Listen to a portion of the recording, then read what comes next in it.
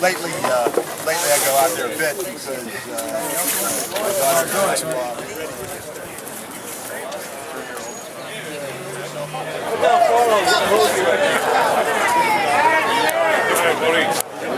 How about the articles? Somebody in the house?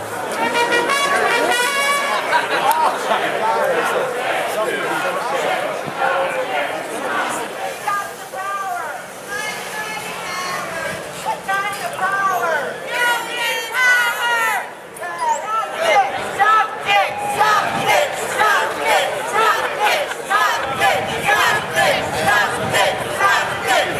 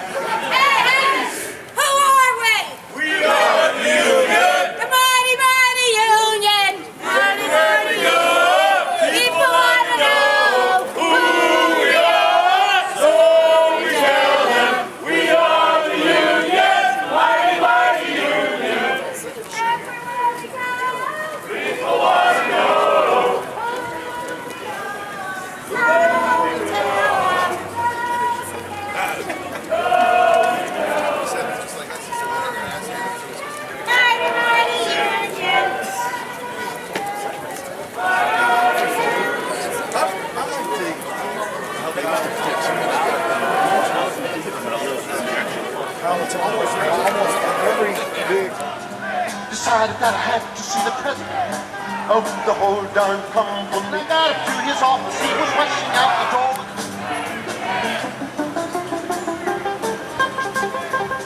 I went home to my ever-loving wife.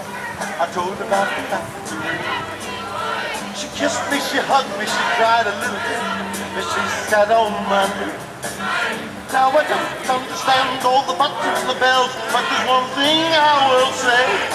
I thank the Lord that love is still made in the good old fashioned.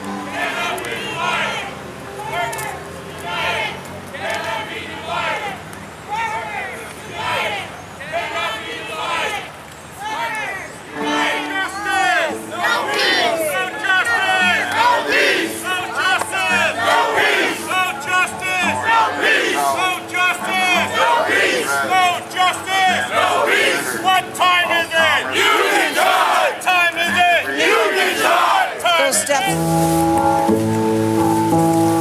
Peanuts and lumber, art for machines, castings and cookies, and rose-colored dreams. There was boxes and bags, barrels of oil, cement by the yard, steel by the coil. I've been rolling so long, but I'm still in the hole. The fever is gone, and the coffee is cold.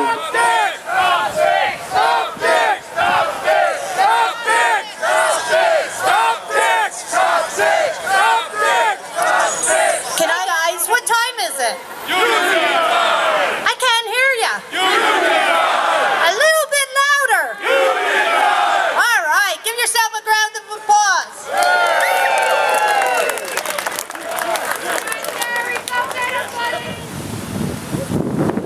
Without the ability for us to join together and have our voices heard against the right to work for less, attacks on the middle class will go unanswered, and it will be harder for workers to fight for better wages and benefits, job security, and safe workplaces for everyone.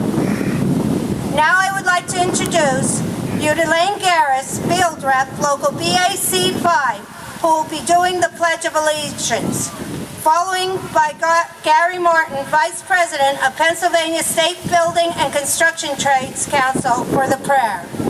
He'll be leading us off with a prayer. Thank you. Morning, sisters and brothers. Morning. My name is Gary Martin. I'm a union iron worker. Century, this was one of the richest counties, and especially the richest city in the United States of America. It was all because of the coal that was under the ground. And you had immigrants come here and work like dogs to make these people wealthy. It's kind of the story of America, and it's still continuing today. It's just that the tactics have changed and names have changed. But I am pleased to announce our first speaker, United Steelworkers District Director 10, John DeFazio. Thank you. I also want to thank everybody for coming out. This is great to see all you people, and it's an honor for me to be here to say a few words.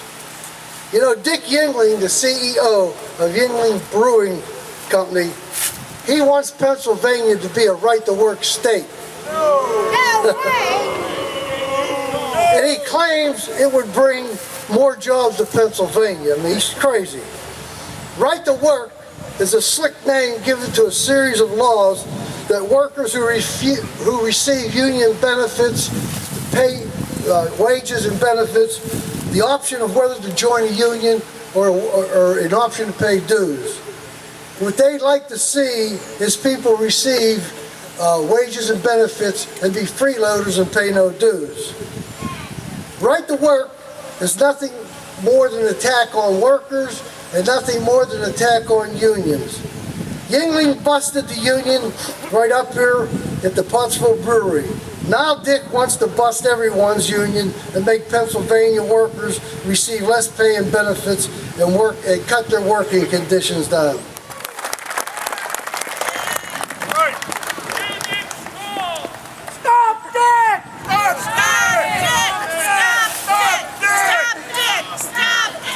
Staff Representative and Secretary of the Northeast Area Labor Federation. Vice President of the Pennsylvania State Building Trades and Construction Council for his remarks against Yuengling and right to work. Does anyone know who the Americans for Prosperity group is?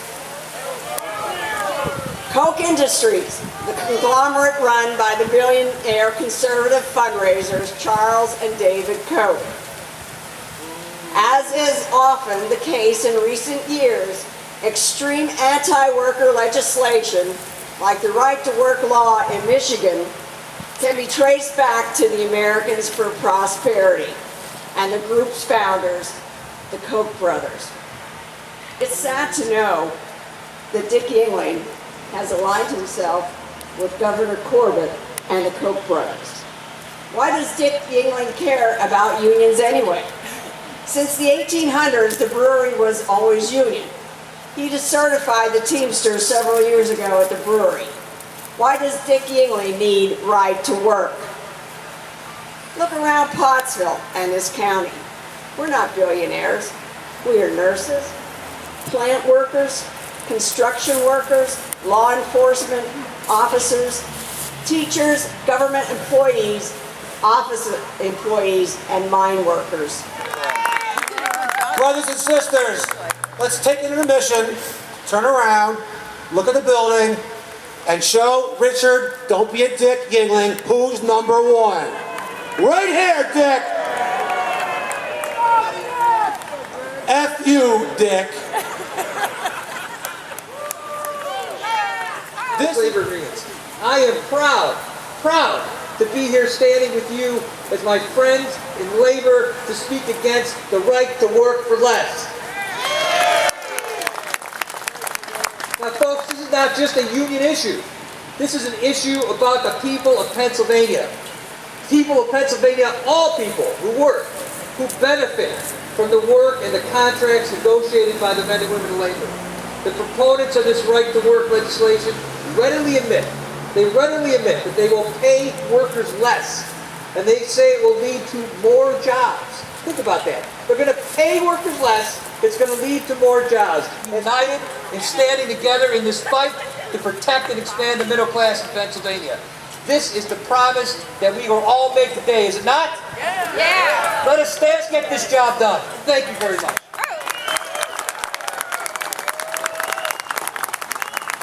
One-term Tom! One-term Tom! Okay. Where are my Teamsters? Where are my steel workers? Where are my iron workers, pipe fitters? It is is great to see all my union brothers and sisters here. Why are we out here? We're out here fighting for our future, fighting for our children's future. Come on out here, Sam. This is my daughter, Sam. Like past generations, we are fighting not just for ourselves, but we are fighting for the future. And this is the future. What are we fighting for? Absolutely. We're here today for one reason. That's because we're here to chastise this rich millionaire and a governor and a state house that believes that we should right to work for less. Who's going to work for less? You going to work for less? No! You going to let this happen? No! You fired up? Yeah! You fired up? Yeah! You fired up? Yeah! Good afternoon. What time is it? Union time! What time is it? Union time! What time is it? Union time! Is it? Union time! Look up on that hill. Send that guy a message. What time is it, Dick Yuengling? I thank you.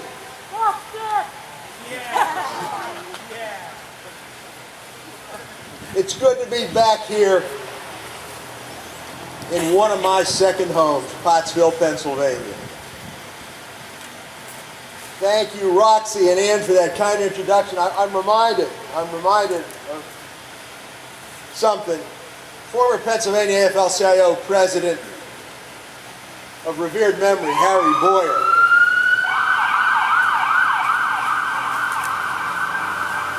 I'm already getting people. Lehigh Valley Building Trades President Jim Riley. I saw you out here somewhere, Jim. United Steelworkers of America and Pennsylvania AFL-CIO President, my Pittsburgh brother, Jumpin' John DeFazio. United Mine Workers International Vice President, you just heard from him a couple seconds ago, and Pennsylvania AFL-CIO Vice President as well, Ed Yankovic. Thank each and every one of you for coming out today. So everybody, get ready to applaud. Where are the laborers? Iron workers, AFSCME, steam fitters, plumbers and pipe fitters, operating engineers, boiler makers, IBEW, carpenters, AFGE, I love you guys, insulators, teachers, roofers, UFCW, particularly 1776, sheet metal, where are my Teamsters? All right, we have the elevator workers, the UAW. With groups we have Philadelphia AFL-CIO, Lehigh Valley Labor Council, Reading and Berks Labor Council, Carbon County Labor Council, Schuylkill Labor Council. Where are my bricklayers? I love you guys. ATU, SEIU, mine workers, PSCA, cement masons, IATSEs. Thank you, IATSEs, otherwise I couldn't talk. It wouldn't happen if it wasn't for them. And we have Occupy Pottsville. We have Painters and Allied Transit. Is that what that is? And PASNAP. Guys, get ready for the speaker of your life. I want you to take your clothes off. This is the only chance we have to tell him over there that we're not going to take this anymore.